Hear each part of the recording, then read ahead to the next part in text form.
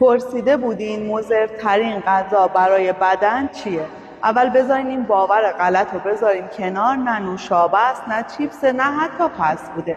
یه ماده‌ایه که سازمان جهانی غذا مستقیم جزء لیست مواد سرطانزا ازش نام برده که مصرف حتی 50 گرم روزانه ازش میتونه تا 18 برابر خطر سرطان روده رو چند برابر بکنه. چون که برای نگهداری و رنگش از ترکیبات حاوی نیتریت و نیترات استفاده میشه که وقتی وارد بدن میشه تبدیل به موادی میشه که مستقیم به دی ان ای حمله میکنه و اگه در شرایط حرارت و دودم تولید بشه که خب قدرت جهش‌زاییشو چند برابر بالا میبره و بسیار پرخطرتر میشه.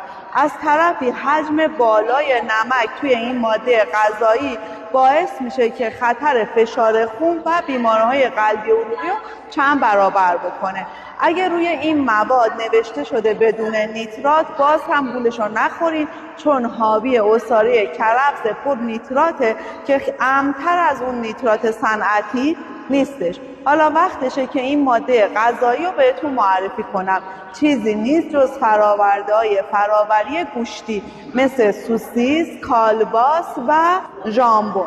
سعی کنید تا جایی که میتونید مصرفش رو به حداقل برسونید اگه سلامت آیندهتون براتون اهمیت داره. این پست رو بفرست برای دوستید که عاشق سوسیس و کالباسه و برای دیدن آموزش‌های علمی روزانه پیج ما را فالو داشته باشید.